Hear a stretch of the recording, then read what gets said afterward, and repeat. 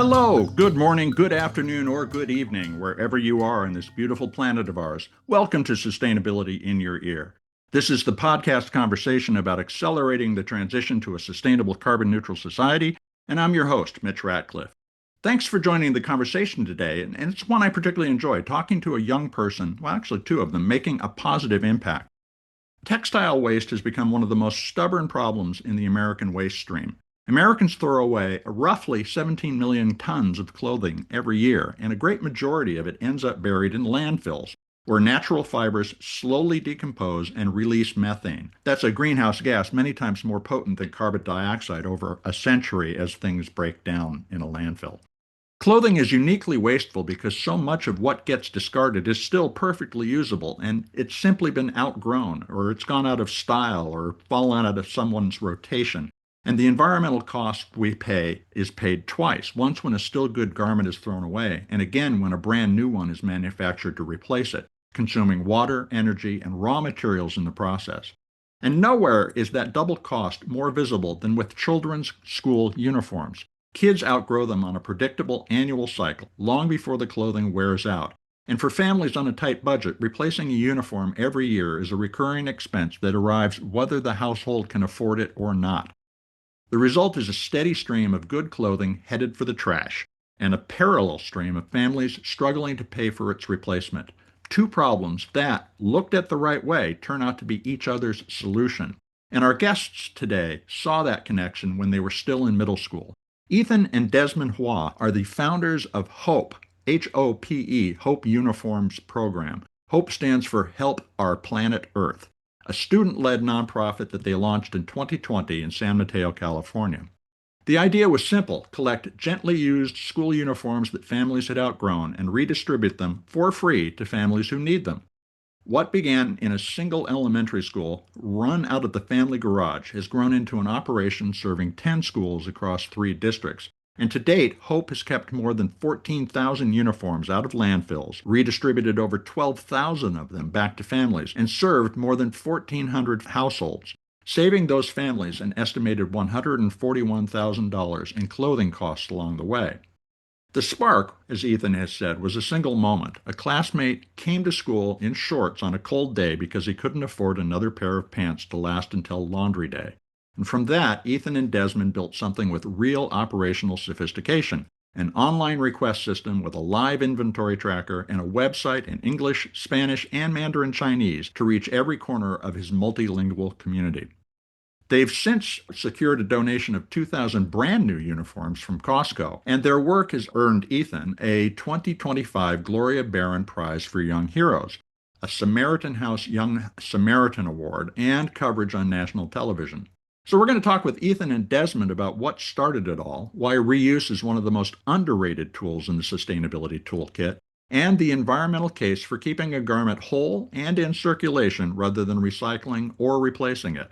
We'll dig into how they built a real logistics operation as teenagers and why they made the program multilingual from the start, as well as how they designed it so that asking for help feels routine rather than uncomfortable.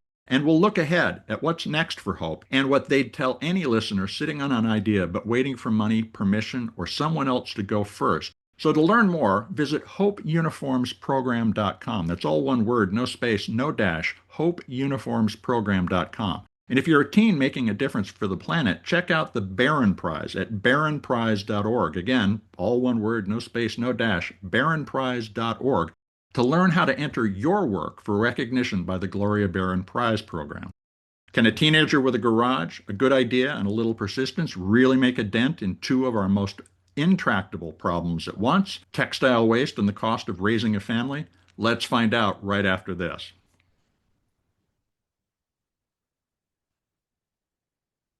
Welcome to the show, Ethan and Desmond. Hey, introduce yourselves so people can recognize the difference. Hi, I'm Ethan. I just graduated senior, My name's Desmond, and I just finished my freshman year at Aragon High School. and we're the co-founders of the Hope Uniforms program. Hope standing for Help Our Planet Earth. You guys have done some amazing work already, and I just want to start off by tell me about how this started. You saw a classmate come to school in shorts, and it was a cold day, and he was wearing them because he couldn't afford a pair of pants until laundry day. What went through your mind and how did you come to the conclusion I can solve that problem? Well, I guess what went through our minds was that when we were elementary school, when we saw our friend, we realized that we outgrow so much clothes ourselves when we grew up. And we wondered, what do we do with them when we outgrow them? So when we Like, went where do back, they go? yeah. Like to Narnia? Like to go to someplace? Can they just disappear? Yeah, so when we went home, we talked to our parent and we asked them, where does our clothes go? And they said, we usually just throw them away. Don't usually have a better purpose. So me and my brother wanted to give them a new life, something to reuse those uniforms. And so we founded Hope around 5 years ago. One of the biggest travesties that we saw in these uniforms is that they're very reusable. They're gently used. There's nothing wrong with them. And it's a shame that with this little time that we spent with the uniform, they're Mhm. going thrown away with that with being able to be perfectly used and given a second life. In fact, we could tell that these uniforms not only they have a second life in them, but a third life and a fourth life as well. And because of that, it just seemed like a shame just to be tossed away after a single use.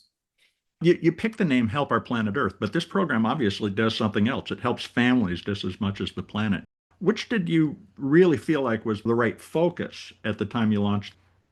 I think the main focus at first was our community because we grew up in the elementary school. But then at the same time, our mission was also helping the earth because this cause not only impacted the community, but also like took out over 40 tons of textile waste from the landfills and 40 metric tons of textile 30, waste. Or 30, 30 for 30. 30 metric tons of textile waste out of the landfills. So we wanted to cover both aspects while we're doing Hope. So yes, when we first addressed this problem in the community, it was based on a problem that we experienced we witnessed from peers. However, we did act because we're scouts, and we've been part of the scouting program for since kindergarten. So we have a lot of sustainability virtues instilled in us, like leave no trace, principles like that, and we thought that there's something we can give back to our environment. Clothing reuse. Thrift shopping is a big deal these days. Is clothing Yes. reuse gaining traction? Is it becoming cool to say these clothes are being reused? Is that, or is that still a point of resistance in people who you might give a uniform to?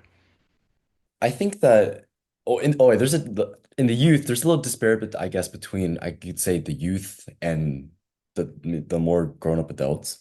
Me and Desmond live 10 minutes away from San Francisco. And some people don't know this, but San Francisco is one of the thrifting capitals of the nation. And because of that, it's very trendy. I thrift. A lot of kids love thrifting as hobbies. It's something fun to do on the weekends. So there's nothing wrong with thrifting. However, there are certain stigmas surrounding getting used clothes, and it's understandable. However, to combat that, what we do is that once we get our donations from the community, we process them, we check them for any rips, stains, tears, make sure they're gently used. We want these families to have, we want these uniforms to have many, many lives, not just one life or two. We're in for the long sustainable impact, the long-term impact.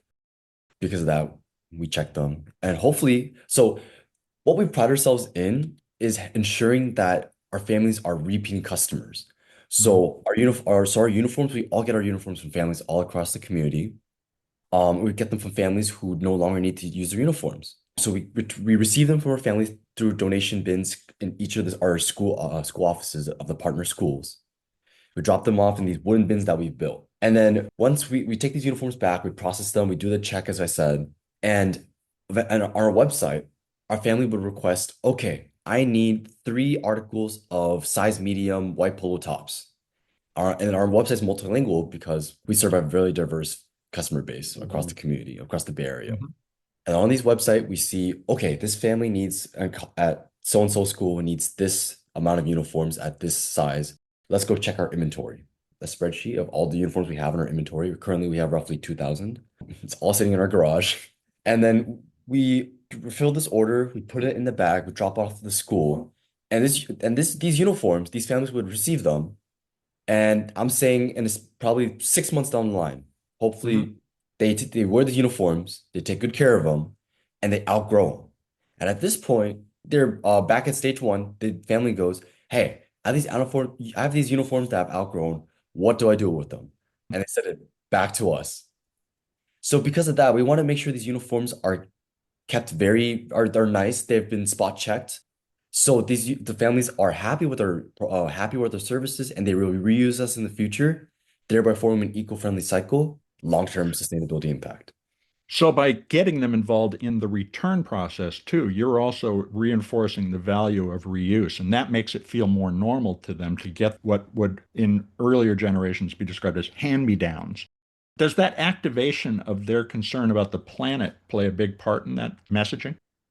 We try to include that message. We do include that messaging in all our announcements. That's one of our main selling points. However, Mhm. it's hard to beat the word free when it comes to advertising to the community, especially when it's across different cultures or languages, Spanish, Chinese, and English. It's a lot more direct to say, hey, we have free uniforms that are reused through our program. And it's a really cool benefit that we prevent them from going to landfills. One of our most proud statistics, actually, Dean, you might want to share the statistics. Yeah, okay. So the reason why I'm sharing you this is that since inception we have diverted roughly 14,900 garments from landfills and given out back out to the community roughly 12,700 uniforms. But Desmond will share a most proud statistic that Yeah. sprung up from that. So I think we've roughly also helped around 1,400 families, and we've also saved families around $140,000 through uniforms, so they don't have to keep buying uniforms over and over as they grow up. Also, the methane equivalent to carbon emissions is around 3,000 kilograms. And as I said, the 30 metric tons is saved from the landfills through Hope's uniform program. And those are some of our proudest statistics. So this is our message to the community when we usually talk about hope. We mentioned the 30,000 methane equivalent carbon emissions avoided from landfill diversion. So when uniforms reach landfills, what someone might ask is why are they so harmful to the atmosphere? The answer to that question is that when they sit in these landfills, over time they decompose. First goes the cotton, then Mhm. goes the polyfibers, the plastics.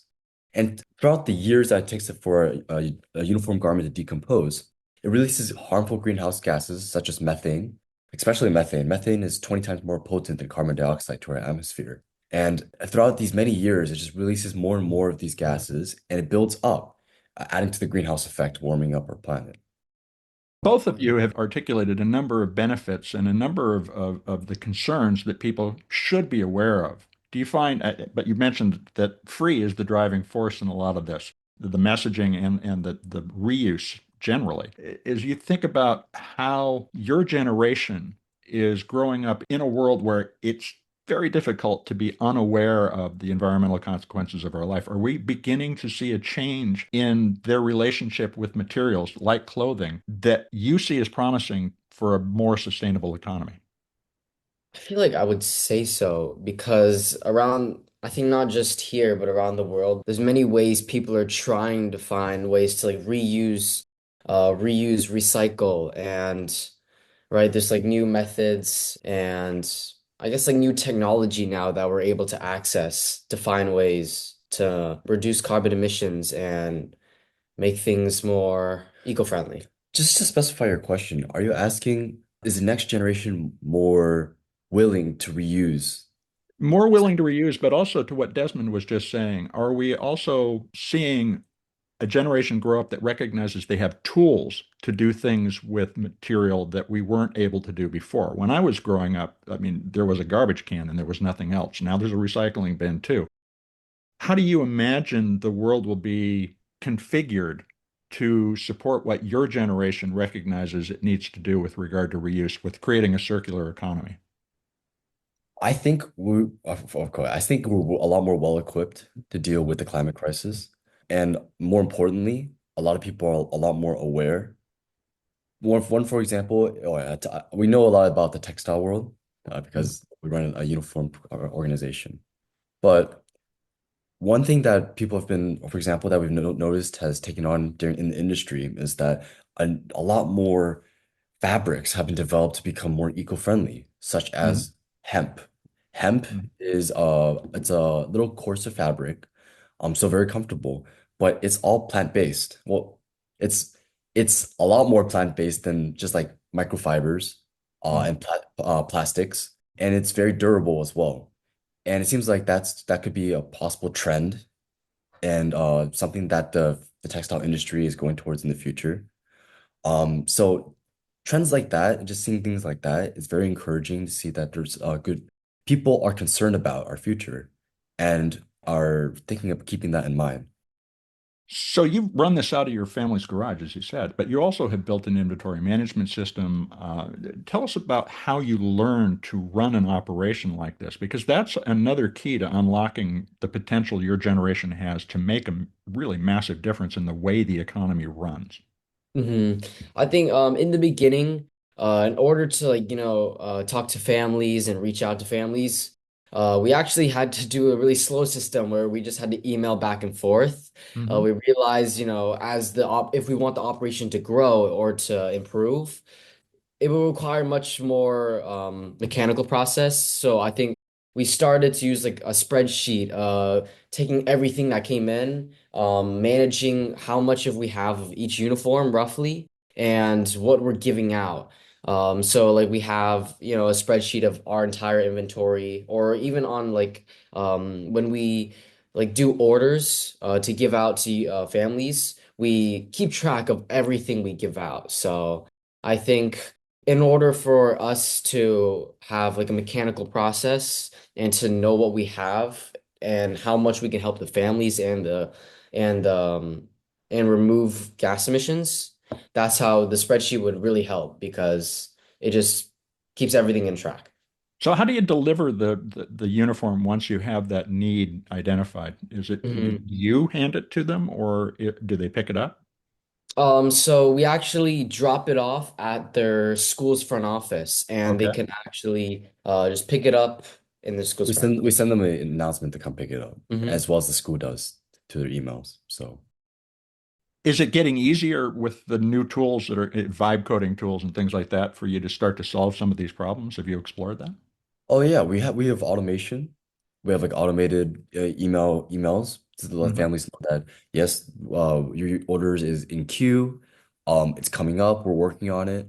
And we have ways to let them know that uh, yeah, that your order is ready for pickup. And social media is a very great tool for that. We use Instagram. Follow us on our Hope Uniforms program Instagram. It's a very good way to let families know en masse. And one thing that I like to add to Desmond in our journey of collecting our uniform orders from families. Originally, in 2020, when we started this program, we were doing it by email, like literally one-on-one email chains. So we're managing like 50 email chains at once, which was Yeah. very logistically challenging. On top of that, we were receiving emails not even in English. We're in Chinese, in Vietnamese, in Spanish. So, and using Google Translate, it was just a lot of steps to take to get to the final product of getting the uniform to the family. Yeah. And because of that, we set up this multilingual website to help us address the multilingual cultural diversity in our community, which was very helpful. I guess the question I want to, before we take a quick commercial break, that I want to get to is, do you think the satisfaction that both of you are expressing about the impact you're having, as well as the satisfaction people have in participating in the program, is the catalyst for jumpstarting thousands of local programs to solve thousands of different problems across the country, like keeping uniforms in circulation, but potentially collecting a lot of other things for reuse? Is it worth it? Is that your question? Is this the kind of thing that can inspire people to solve local problems? Do you have a template here for a solution to jumpstarting the circular economy in the many small places it needs to happen? I think it matters. Or Mhm. I think true sustainability is very hard to reach.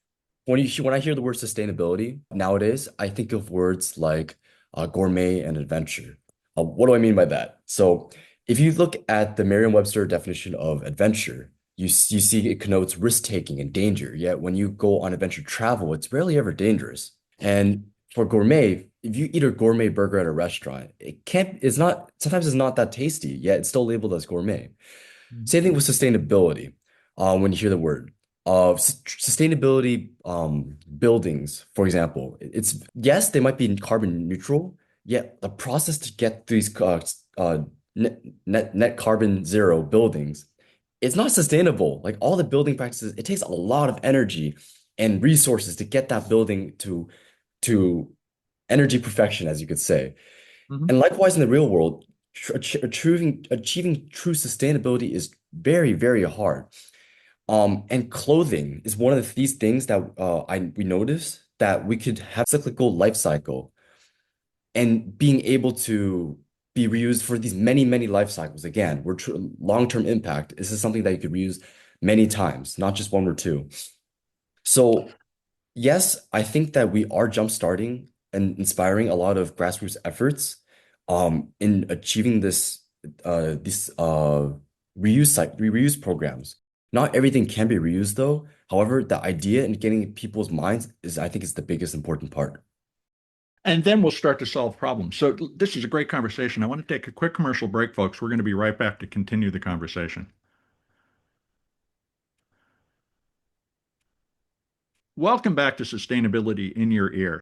Let's continue the discussion with Ethan and Desmond Waugh, who created Help Our Planet Earth, or HOPE, a clothing reuse program that helps teens in need while reducing the volume of textile waste headed for landfill. And Ethan was a 2025 winner of the Gloria Barron Prize for Young Heroes. And Ethan, what has that recognition, as well as the Samaritan House Young Samaritan Award that you won, done for the program? Are you getting more attention now? Yes, we are getting more attention. The biggest thing that this exposure has helped us is that it gives us credibility to talk to new schools. And then it's just really helpful because when we first started this program, we started with one school, our elementary school, me and Desmond's elementary school. And we started with announcing it just to the couple of families at our school and saying that we have this program available. It would be pretty cool to the environment and other families if you could help out. And now instead with this exposure through the Gloria and Barron's Award and Samaritan House and um our interviews on ABC, NBC, it just helps us a lot because schools be like, okay, these guys are legit. Mhm. They're really in the business for helping the community. They'll do their job, and they've been verified by all these organizations.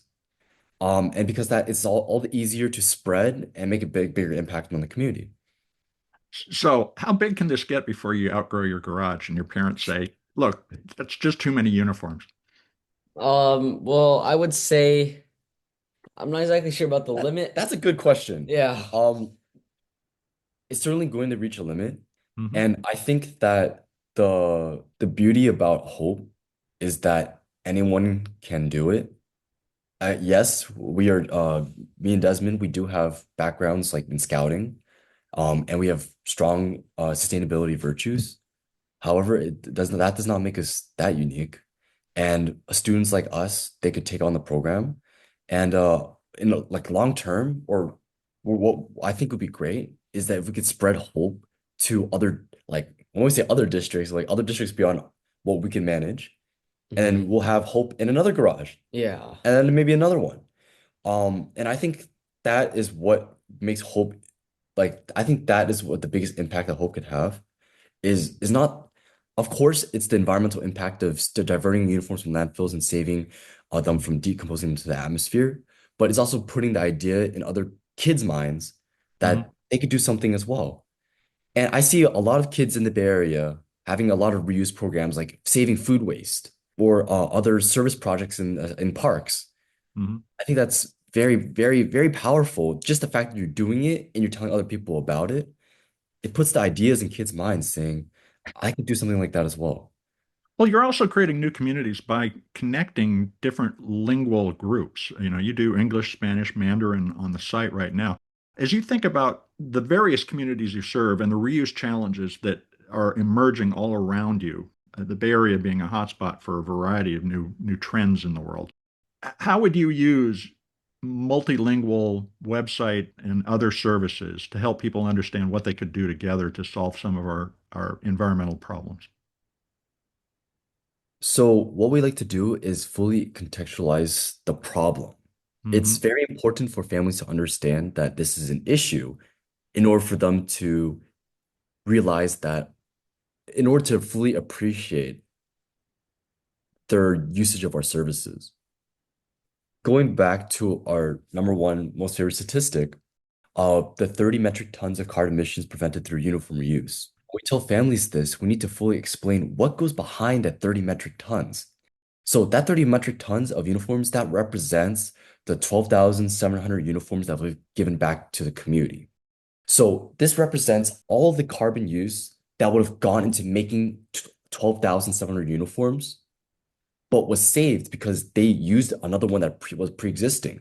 Hmm. So this carbon waste that includes, well, we'll try to calculate a rough estimate of like all the carbon used through land, all the land that takes to grow the cotton for these uniforms, all the water that was used to grow the cotton, all the pesticides, all the chemical dyes that are used to dye the uniforms, the energy that goes into making it in the factory, and all the carbon emissions that are emitted through that, the transportation costs to the store, and it's a long laundry list of all the things that go into making a uniform, a lot of carbon use going to a uniform, Hmm. and just a rough estimate, we it adds up. It does make a really sizable difference when you add up all the 12,000 uniforms.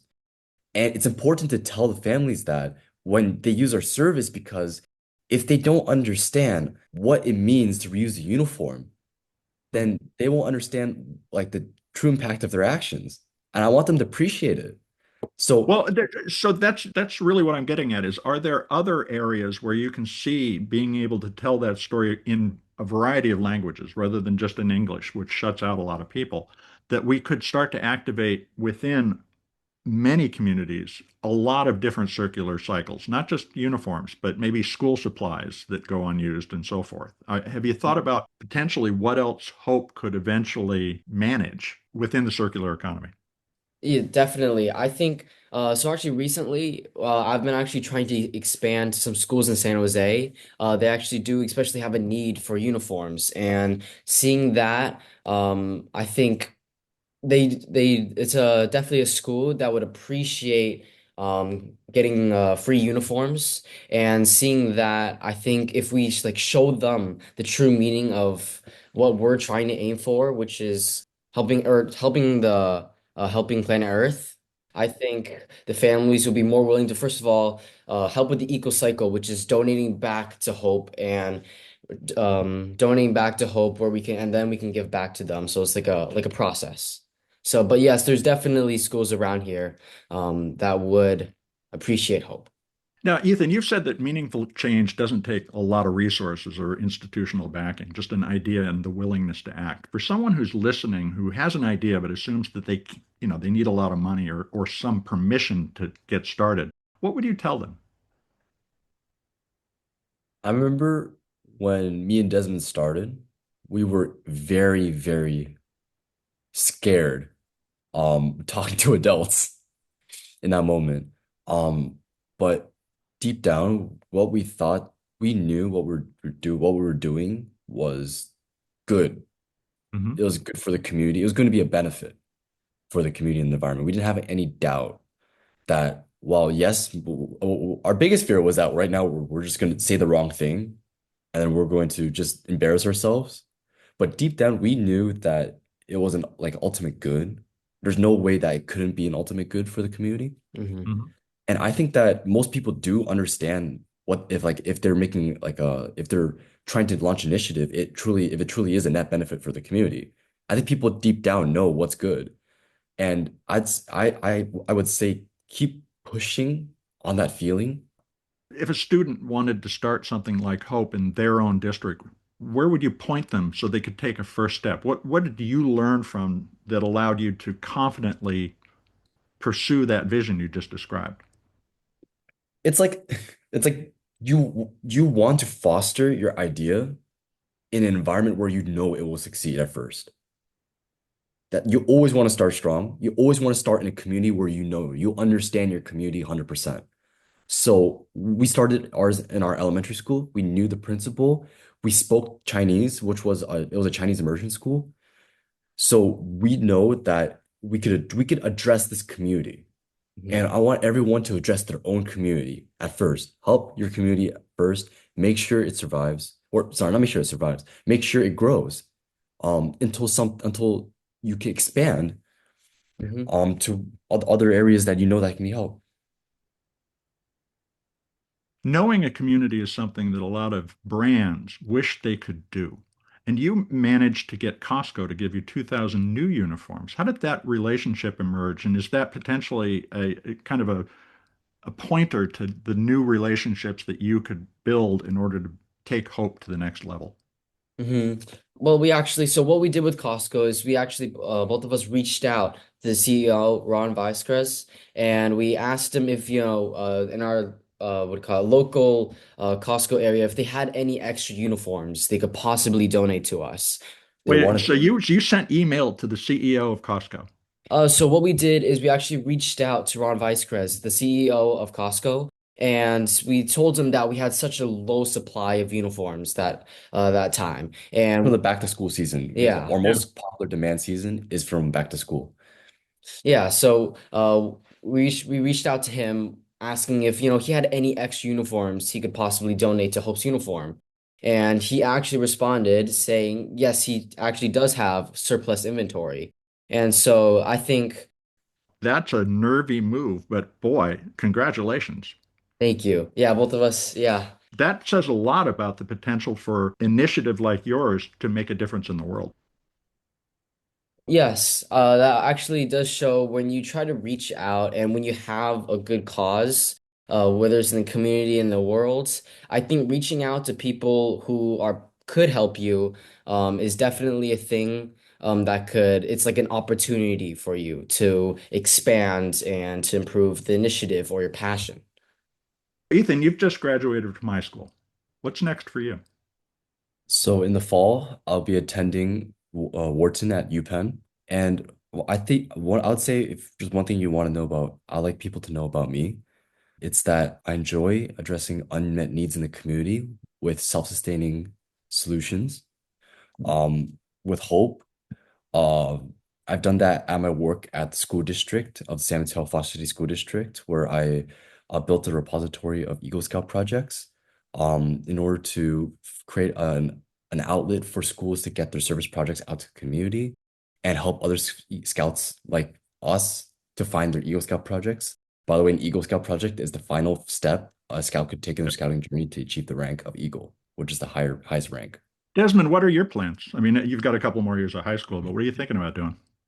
Well, I think I would still love to, first of all, for Hope, I think my mission is to keep expanding Hope, in further areas to, even though I may not be as familiar with the communities, I want to reach out to as many people and families that I'm able to help, beyond San Mateo Foster City School District. I guess outside of Hope, I would also love to continue Boy Scouts as the senior patrol leader this year.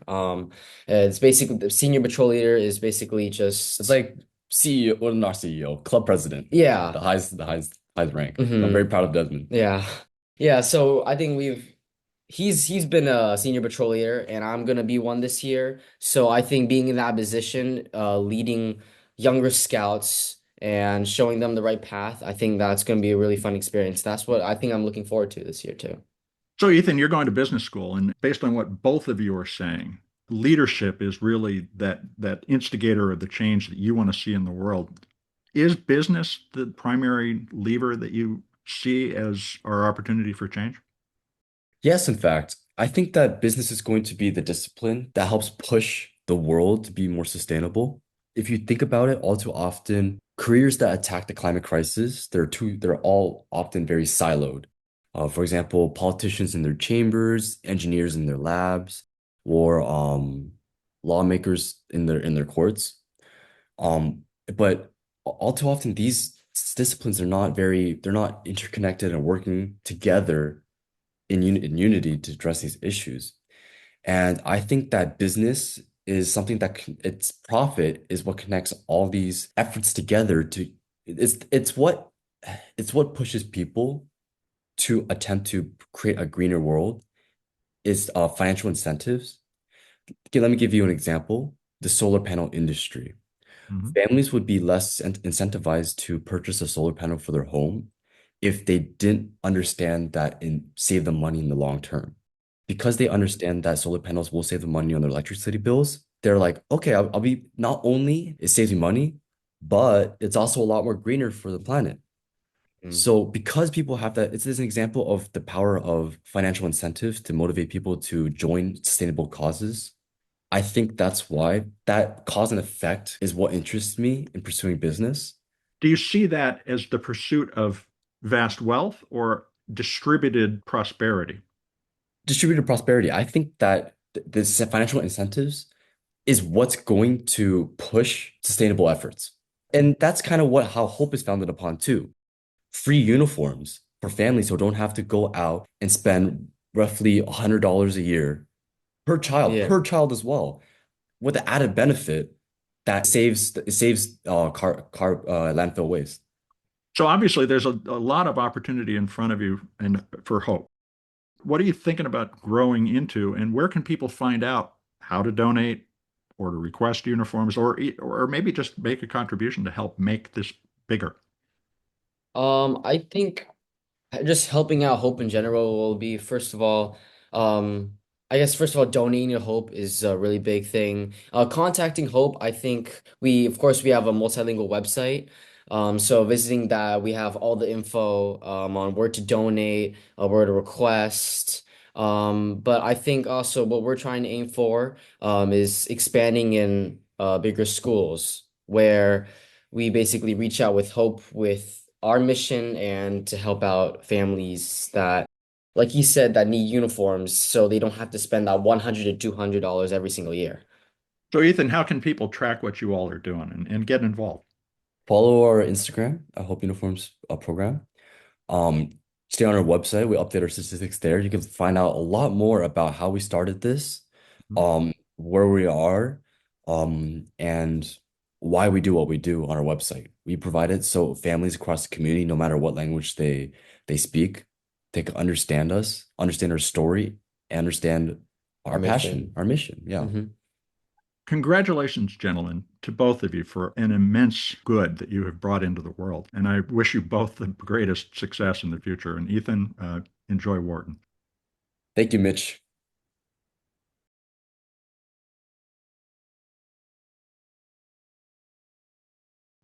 Welcome back to Sustainability in Your Ear. You've been listening to my conversation with Ethan and Desmond Waugh. They are brothers who founded the Hope Uniforms program. Hope is short for Help Our Planet Earth, and that's a student-led nonprofit that collects gently used school uniforms and redistributes them free to families who need them. You can learn more about their work at hopeuniformsprogram.com. That's all one word, no space, no dash, hopeuniformsprogram.com. And if you know a teenager doing this kind of work, the Gloria Barron Prize for Young Heroes is something you should point out to them. Ethan was recognized by the program last year, and you can learn more about the Gloria Barron Prize for Young Heroes at barronprize.org. Again, all one word, no space, no dash, barronprize.org, and Barron has two R's. The circular economy won't be built only in boardrooms and at pilot plants. It will also grow from the grassroots, in garages like we've heard about today. That happens when people recognize human needs and take steps to address them. And Ethan and Desmond started Hope in 2020 while they were still in middle school after a classmate showed up in shorts on a cold day. That's a failure of material flows in the same sense as when a species within an ecosystem struggles because something further up or down the food chain is disrupted. Ethan kept returning to the idea that the highest value thing you can do with a uniform is keep it whole and keep it in use, flowing through the economy. Keep the garment in circulation, and you can avoid a variety of environmental impacts, including the water used to grow the cotton, the pesticides, the oil drilled to create the synthetic textiles, the dyes, the factory energy, the freight emissions produced simply by transporting a uniform to the store. We've trained a generation to feel good about the recycling bin, but reuse sits a rung above recycling, and textiles are only the clearest case for it. Americans throw away something like 17 million tons of clothing every year, most of it still wearable.